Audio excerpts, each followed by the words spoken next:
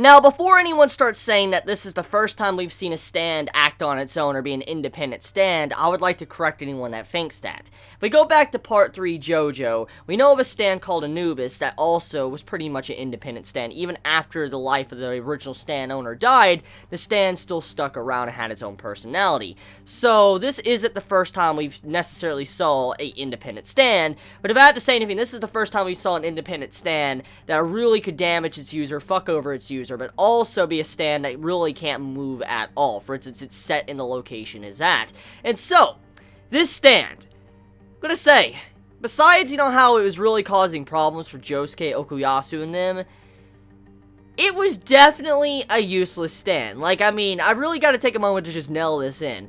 This stand, I know it's kind of deadly if you think about it, if you got stuck in there, and when you were stuck permanently, couldn't get out and turn into some, metal Terminator type being, it would suck balls. It would really fucking suck. But if you really think about it in terms of actual combat and stuff, the stand is really useless. It's really useless. It's not good at all. Yes, if you damage it, the energy cycles through it and then it comes back at you. It's like a rebound effect. I understand that. But overall, this stand, in terms of live combat and fighting other stand users around the world, it's completely pointless, because the stand doesn't listen to its owner. It does its own thing. It'll even fuck over its owner. Even if the owner tries to leave the stand's area, he will turn into a Terminator type being as well. So, this is a very mean stand, and that has to suck if you really think about the story or the way the structure of JoJo is. Think about this, okay? Stand users attract each other. That would mean that this man that has a useless stand, an independent stand that's set at a location, he will have stand users attracted towards him. Even if he finally makes it out of underneath this tower and he goes somewhere else, he will still have stand users come after him. So, if you think about it, it's kind of sad. This man's going to always be in danger, and he has a useless stand that really can't help him at all, but he can see other stands. That's kind of fucked. That's pretty fucked up. I feel really, really bad for this character. But regardless, though, let's talk about how this man was living. So, this character, he was stuck in this tower for a long time.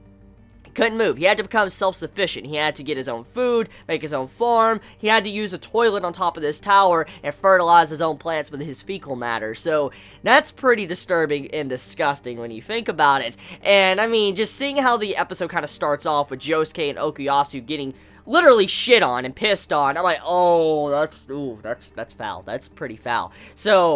So that means if Josuke really does get stuck in there, which I highly doubt he will, but if he gets completely stuck in there, let's say he can never leave, that would mean that you would have to use the bathroom like that, and I would say that would be the worst part about it.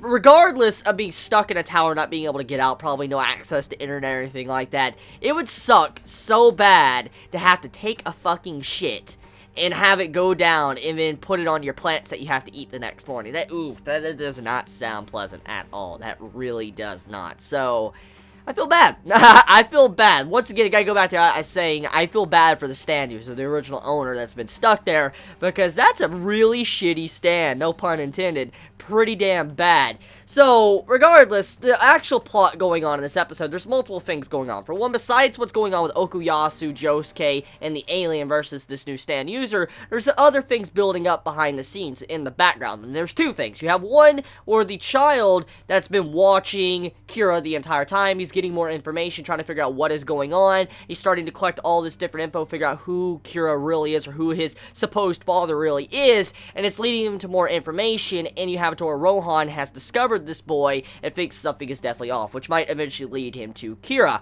Now, besides that, there's something else going on behind the scenes which wasn't explained at all. We don't really know what's going on there, but we'll probably find out next week. There's a bunch of different people that are popping up around iconic characters of Part 4 JoJo, like some very central important characters of the cast.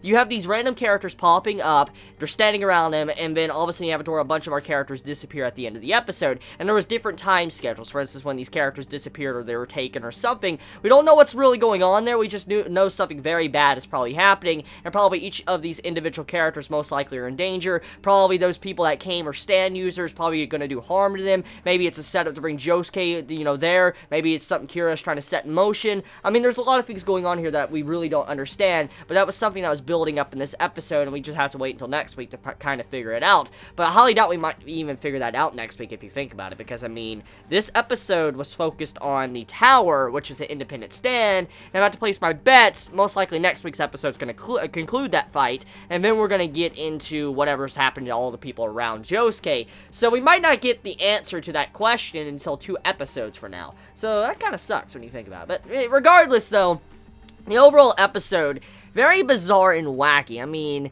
it's really come down to now a stand being a fucking tower. Just, I mean, can you believe that? A stand is a fucking electric tower. Yo. Like, what? Like, what?